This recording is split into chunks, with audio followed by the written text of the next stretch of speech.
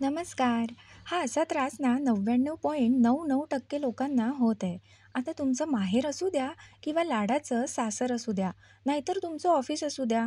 तुमच्यासमोर कोणीतरी येतं आणि तुम्हाला टोमणा मारून जातं. आपल्याला चिडवून जातं. पण त्यावेळी आपल्याला समोरासमोर काय बोलायचं, काय प्रतिक्रिया द्यायची हे समजत नाही. थोड्या वेळाने जेव्हा आपण शांत होतो, तेव्हा आपल्याला तो मारलेला टोमणा किंवा त्या व्यक्तीने चिडवलं तो व्यक्ती आठवतो आणि प्रचंड चिडचिड होते. आता अशी घरातली, ऑफिसमधली जी माणसं तुम्हाला टोमणे मारून जात असतात, चिडवून जात असतात, त्यांना कसं हँडल करायचं आणि त्यांना काय प्रतिक्रिया द्यायची, याच्या जबरदस्त टिपा मी तुम्हाला देणार आहे. म्हणून व्हिडिओ शेवटपर्यंत नक्की बघा. माहिती अजिबात चुकवू नका. तुम्हाला खूप खूप उपयोगात येईल. काही लोक ना मुद्दाम असे वागतात आणि मुद्दाम आपल्याला चिडवतात. त्यांचा हेतू फक्त एकच असतो की त्यांचा राग निघावा आणि आपल्याला मानसिक त्रास व्हावा. तर अशा लोकांचा जो खेळ आहे ना, तो वेळीच ओळखायला शिका आणि स्वतःला गिल्टी फील कधीही करून घेऊ नका. कारण आपल्याला त्यांची सवय बदलता येत नाही, पण आपण आपल्या मेंदूवरती कसं नियंत्रण ठेवलं पाहिजे हे फक्त आपल्याच हातात आहे. आता अशा व्यक्तींच्या समोरासमोर येणं शक्यतोवर टाळा. जेव्हा कोणी पाहुणे किंवा तिसरी माणसं आपल्या घरात येतात ना, तेव्हा तर त्यांच्या पुढे बसूच नका. कारण हमखास जेव्हा तिसरी माणसं घरामध्ये येतात, त्यांच्यापुढे आपल्याला टोमणा मारून नीच कसं दाखवायचं याच्यावरती त्यांचा नेम असतो. त्यामुळे त्यांना तसा चान्स देऊच आता नका. समोरच्याने टोमणा मारला, की पुन्हा स्वतःला, स्वतःच्या मनाला सांगायचं, की "अरे, आज पुन्हा दिवस उगवलाय वाटतं." असं मनात बोलायचं, पण त्या व्यक्तीला काहीही प्रतिक्रिया द्यायची नाही. कारण तुमची प्रतिक्रिया म्हणजे त्याचा विजय असतो. शांत राहणं म्हणजे तुम्ही कमजोर आहात, असा त्याचा अर्थ मुळीच नसतो. अशा माणसांच्या कधीही तोंडी लागू नये. तुम्ही तुमची वाट बदलली, की तो पुढचा टोमणे मारणारा, चिडवणारा माणूस हरलाच म्हणून समजा. आपल्या भावनांवर आणि आपल्या मनावर, डोक्यावर आपलं कंट्रोल असलं पाहिजे. दुसऱ्यांचं नाही, हे कायम लक्षात असू द्या. आता महत्त्वाची गोष्ट, त्यांनी आपलं तोंड उघडायला सुरुवात केली, की समजा बॅकग्राऊंड नॉईज सुरू झालेला आहे. तुम्ही परीक्षेचा अभ्यास करत आहात आणि आजूबाजूला लग्नाच्या मिरवणुकीचा आवाज होतो आहे, म्हणजेच बॅकग्राऊंड नॉईज आहे. तर त्या बॅकग्राऊंड नॉईजकडे आपण नेहमी दुर्लक्ष करतो आणि आपल्या अभ्यासाकडे लक्ष देतो. अशा माणसांना तेवढीच महत्त्वाची जागा द्या, जितकी गरज असते. तुमची शांतता म्हणजे तुमचा सगळ्यात मोठा विजय असतो. समोरच्या वाईट बोलणाऱ्या माणसासोबत जर आपलं काही मानसिक कनेक्शनच राहिलं नाही, तर त्याचा त्रास आपल्याला अजिबात होणारच नाही. आता ही टीप त्या प्रत्येक मैत्रिणीसाठी ज्यांना घरातले लोक मानसिक त्रास देत असतात. आता मी नाव घेणार नाही. तुम्ही तितक्या हुशारच आहात समजून घेण्यासाठी. आपल्या कामांमध्ये आपल्याला जे आवडतं ते करण्यामध्ये आपण गुंतून राहायचं, व्यस्त राहायचं. कोरोनामध्ये जसं आपल्याला अंतर ठेवायला सांगितलं होतं ना, तसंच या लोकांपासून एका रूमपासून ते दुसऱ्या रूमपर्यंतचं अंतर नेहमी असू द्यायचं. शक्यतोवर अशा लोकांच्या समोरासमोर येणं टाळायचं, त्यांच्याशी बोलणं टाळायचं. फक्त विचारलेल्या प्रश्नांना हो आणि नाही इतकीच उत्तरं द्यायची. अशा लोकांसोबत जबरदस्तीने खूप जास्त वेळ घालवण्यामध्ये काहीही अर्थ नसतो. कारण की त्यांची जी नकारात्मकता असते, त्यांची नकारात्मक ऊर्जा ही आपल्या सकारात्मक ऊर्जेवरती, आपल्यामध्ये असलेल्या पॉझिटिव्ह एनर्जीवरती भयंकर परिणाम करत असते. जितकं तुम्ही स्वतःला आवडणाऱ्या कामांकडे लक्ष द्याल ना, तितकी तुमची बुद्धी तुम्हाला सकारात्मकतेकडे नेईल आणि तुम्हाला अशा माणसांना हँडल करण्याची ऊर्जा मिळेल. अशा माणसांच्या बोलण्याकडे सिरियसली लक्ष देऊ नका. स्वतःच्या मनाला त्यांच्या गोष्टी लावूनच घेऊ नका. आपण आनंदी आणि खुश राहून त्यांना हरवून टाका. गरज असेल तर तुम्ही आजूबाजूच्या माणसांचा पण आधार घेऊ शकता, जसे की तुमचे मित्रमैत्रिणी.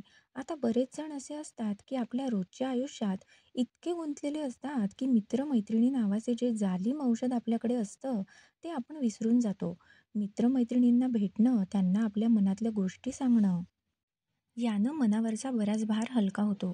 आठवड्यातून कधीतरी एकदा आपल्या जवळच्या असणाऱ्या मित्रमैत्रिणींना नक्की भेटा.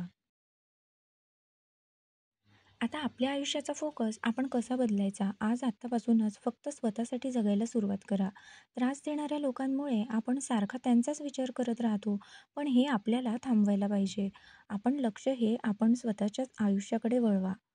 त्यासाठी वेगवेगळी पुस्तकं वाचणं, थोडासा प्रवास, योग साधना, मेडिटेशन, आवडते चित्र काढणं, गाणं म्हणणं किंवा डान्स क्लास अशा गोष्टींची तुम्ही मदत घेऊ शकता. आता अशा गोष्टींमध्ये तुम्ही गुंतले, की ही त्रास देणारी लोकं ना तुमचा वेळ अजिबात खराब करू शकणार नाही. आपला आत्मसन्मान आपणच जपला पाहिजे. नेहमी समोरच्याच्या अपेक्षांप्रमाणे वागण्याचा प्रयत्न बंद करा. स्वतःचे जीवन आणि स्वतःचे नियम ही मानसिकता दृढ ठेवा. तुमच्या प्रत्येक यशाचा तुम्ही आनंद घ्या. स्वतःसाठी रोज काही ना काहीतरी नवीन करत राहा. अशा माणसांचा प्रभाव आणि परिणाम आपल्यावरती जर कमी करायचा असेल, तर स्वतःला सगळ्यात जास्त महत्त्व द्या. नवीन नाती जोडायचा प्रयत्न करा. आणि जितक्या सकारात्मक लोकांसोबत वेळ घालवता येईल तितका घालवा. नकारात्मक बोलण्याचा आणि अशा माणसांचा अजिबात विचार करू नका. ही वाईट परिस्थिती कायमची नाही हे लक्षात घ्या. रोज थोड्या वेळ बाहेर फिरायला जा, कुठेतरी बागेमध्ये बसा, स्वतःला मोकळं करा. तुम्ही फक्त सहन करणाऱ्यातले नाही, उत्तर देणारे पण आहात हे समोरच्याला दाखवून द्या. पण उत्तर हे फक्त शांततेच्या माध्यमातूनच आपल्याला द्यायचे आहे हे नेहमी लक्षात ठेवा. अशी माणसं आणि त्यांचा स्वभाव आपण बदलू शकत नाही. पण आपण स्वतःला त्यांच्यापासून नक्कीच वाचवू शकतो. स्वतःला आपण सगळ्यात जास्त महत्त्व दिलं, की अशा लोकांचा त्रास हा आपोआपच कमी व्हायला लागतो. समोरचा माझ्यापेक्षा वयाने मोठा आहे, म्हणून पुढची व्यक्ती तुम्हाला वाटेल तसं, वाटेल तेव्हा कुणासमोरही जर टोमणे मारून अपमान करून बोलत असेल, तर तुम्ही त्यांना तसं करण्याची मूक संमती दिलेली आहे हे लक्षात ठेवा. वेळेवर स्पष्ट बोलायला शिका. जर जास्तच पाणी डोक्यावरून जात असेल ना, तर गप्प राहू नका. एकदा फक्त असं प्रत्युत्तर द्या, की पुन्हा समोरच्याची तुम्हाला टोमणे मारायची आणि टोचून बोलायची, अपमान करण्याची हिंमत व्हायला नको. आपल्या आयुष्यामध्ये कुणालाही जास्त मध्ये-मध्ये करू देऊ नका. आपल्याला काय पटतं आणि काय पटत नाही हे सांगायला शिका. पण शांतपणे आणि ठाम राहून आपल्या घेतलेल्या निर्णयावर आपण ठाम आहोत हे दाखवायला शिका. आता खूपदा असं होतं, की आपलं जे मौन असतं ते समोरच्याला संमती दिल्याप्रमाणे वाटतं. आपलं मत मांडण्याचा हक्क तुमच्याकडेही आहे हे आठवण ठेवा. घरामध्ये शांती राहण्यासाठी नेहमी आपणच समजूतदार होणं हे काही गरजेचं नाही. मला हे योग्य वाटत नाही, मला हे आवडत नाही आणि हे मी करणार नाही, हे स्पष्टपणे सांगायला शिका. फक्त बोलताना वाद होणार नाही याची काळजी घ्या. आपली भाषा नम्र असू द्या. आपलं जे मत आहे ते स्पष्टपणे ठेवा. समोरच्याला त्याच्या मर्यादा समजावून सांगा. दुसऱ्याची मर्जी सांभाळता सांभाळता स्वतःवरती अन्याय करत राहू नका. आवाज लहान ठेवूनच दृढतेने हो म्हणायला शिका. त्रास देणारं आणि नकारात्मकता असणारं वागणं हे स्वीकारू नका.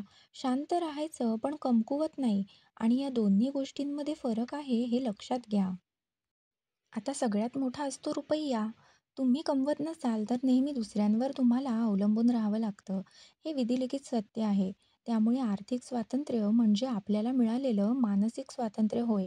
त्रास देणारे जे लोकं असतात, त्यांचा सगळ्यात मोठा अवजार म्हणजे आर्थिक नियंत्रण. खारीचा वाटा का होईना, पण कमवायला शिका.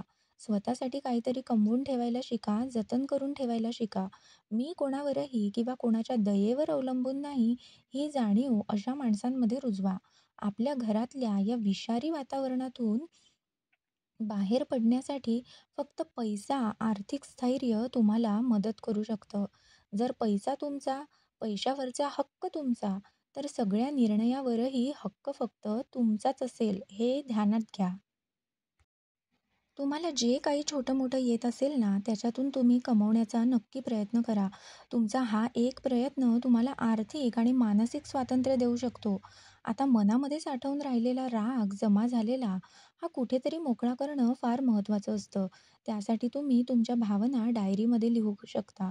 कोणाकडे बोलायला जमत नसेल, तर त्या भावना लिहून व्यक्त करा. घरातल्या सतत वाईट गोष्टींवरती विचार करणे आत्ताच बंद करा. जी नकारात्मकता आहे ती आपल्या मनामध्ये गाठोडं होऊन साचू देऊ नका. तुम्हाला समजून घेणारी विश्वासपात्र जी माणसं आहेत त्यांच्याशी संवाद साधा.